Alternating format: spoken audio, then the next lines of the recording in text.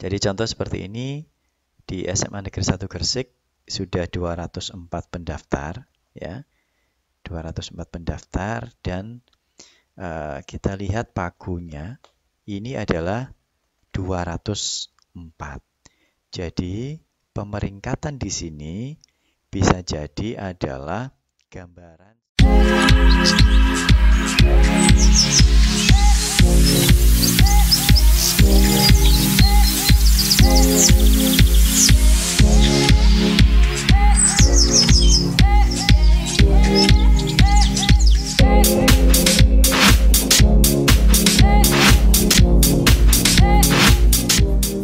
Assalamualaikum warahmatullahi wabarakatuh. Bertemu lagi di channel Masdin Media. Pada video kali ini masih berkaitan tentang kegiatan PPDB untuk jenjang SMA SMK di Provinsi Jawa Timur pada tahun 2020.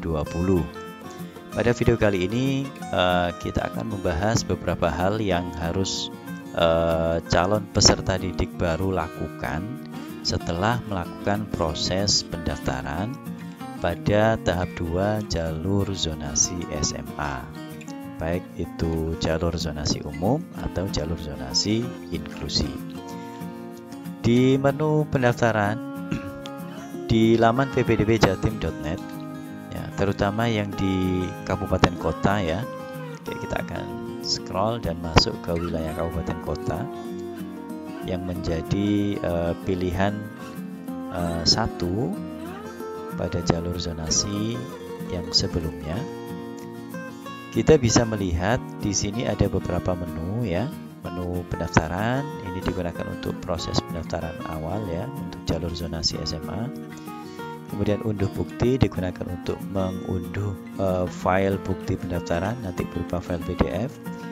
Kemudian menu hasil ini digunakan untuk mengunduh file bukti penerimaan pada tahap 1 yang kemarin.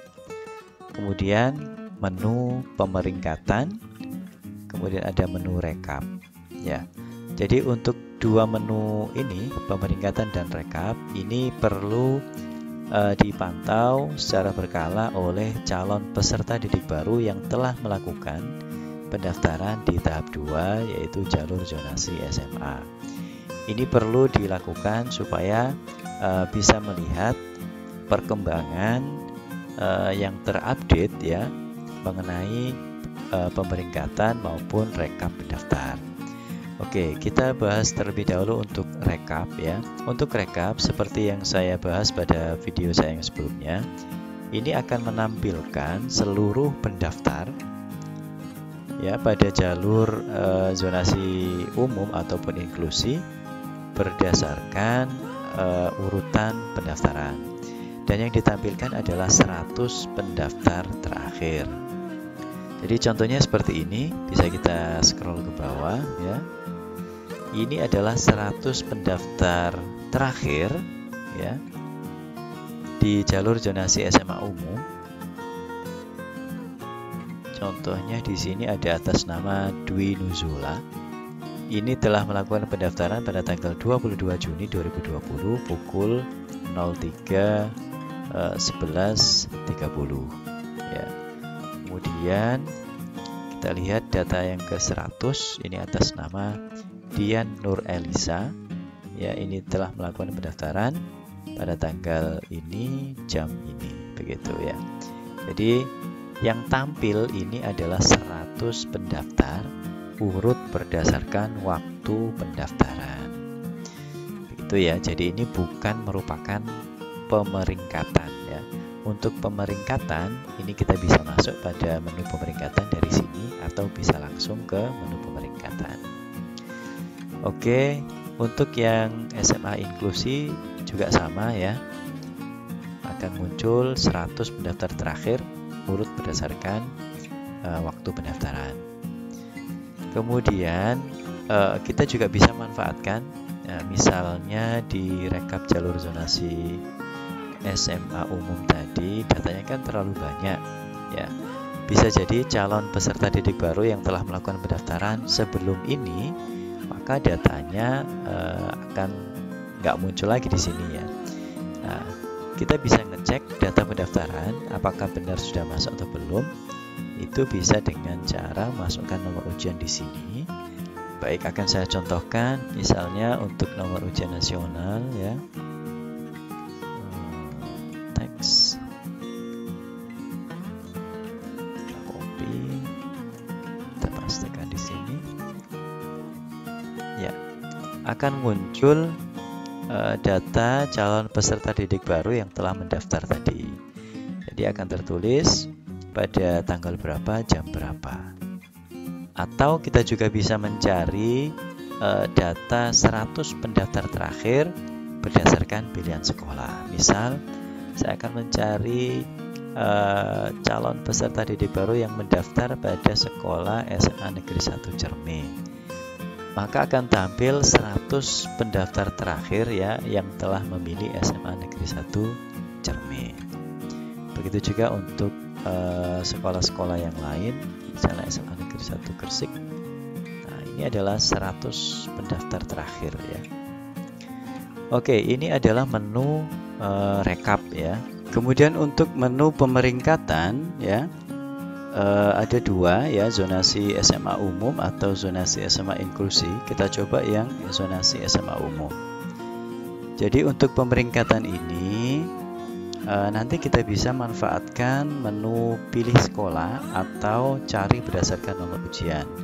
Oke, kita coba untuk yang memilih berdasarkan pilihan sekolah. Misal, saya akan melihat kira-kira pemeringkatan berdasarkan pilihan sekolah di SMA Negeri 1 Cerme itu seperti apa.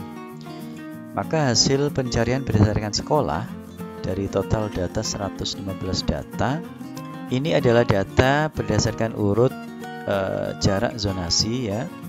Maka yang paling pertama adalah yang paling diprioritaskan karena jaraknya hanya 65 meter. Maka semakin ke bawah maka jarak domisilinya adalah semakin jauh. Oke, kita bisa langsung ke halaman terakhir. Nah, ini jaraknya adalah 13.239 meter. Jadi semakin ke bawah posisinya maka semakin tidak diprioritaskan, begitu ya. Jadi bisa langsung kelihatan nanti peringkatnya. Untuk keterangan, informasi lebih lanjut tentang ketentuan pagu bisa dilihat di halaman ketentuan pagu. Sementara informasi lebih detail tentang pemeringkatan ini bisa dilihat di halaman kriteria pemeringkatan. Jadi untuk pagu ini sangat penting ya, diperhatikan bagi calon peserta didik baru. Jadi yang muncul ini nanti adalah data teratas ya, data teratas dari total keseluruhan. Oke, jadi contoh ya, saya contohkan untuk yang di halaman 1 peringkat pertama. Ini atas nama Sania Sakdia, ini saya klik. Nah, maka keterangannya seperti ini. Nomor ujiannya, data yang lain, kemudian pilihan pertama SMA Negeri 1 Cerme dengan jarak sekian ya, pilihan keduanya ini, ketiganya ini, maka status penerimaan sementara ya, ini jadi ada status penerimaan sementara karena proses pendaftaran ini masih berlangsung sampai dengan besok tanggal 24 Juni 2020. Maka posisi pemeringkatan ini akan selalu berubah ya, akan terus berubah sampai dengan pendaftaran ditutup. Jadi untuk sementara atas nama ini tadi Sania Sakdia ini diterima di SMA Negeri 1 Cerme ya, berdasarkan data saat ini yaitu tanggal 22 Juni 2020 pukul 03.26.35. Nah, jadi ini masih data sementara.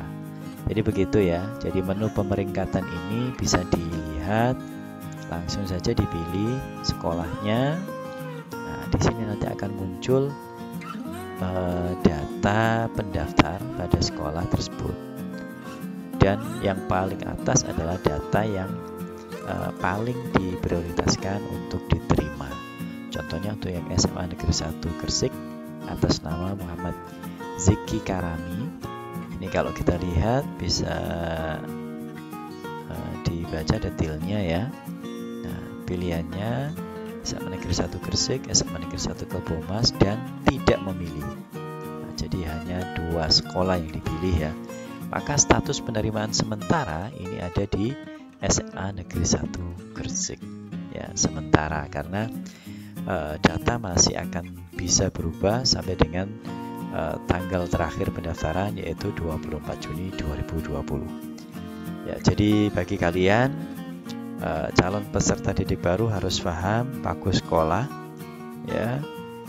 Sekolah yang kalian tuju itu kira-kira pagunya berapa untuk jalur zonasinya ya.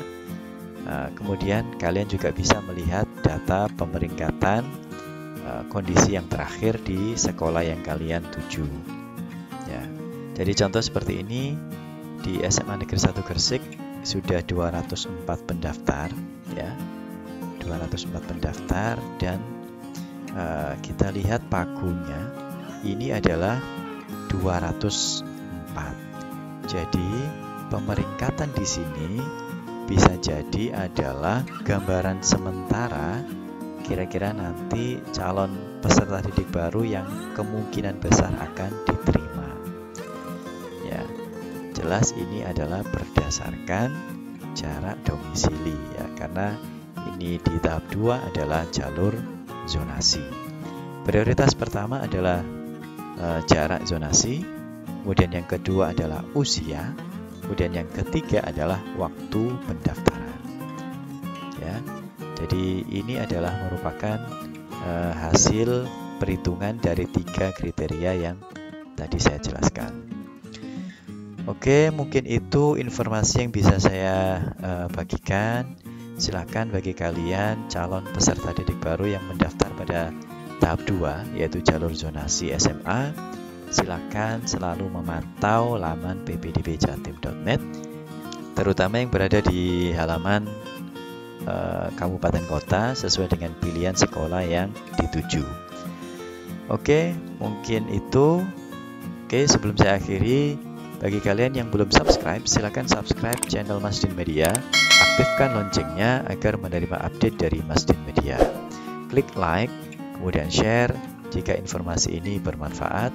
Jika ada pertanyaan atau apapun, silakan disampaikan di kolom komentar. Baik, terima kasih. Saya akhiri. Assalamualaikum warahmatullahi wabarakatuh.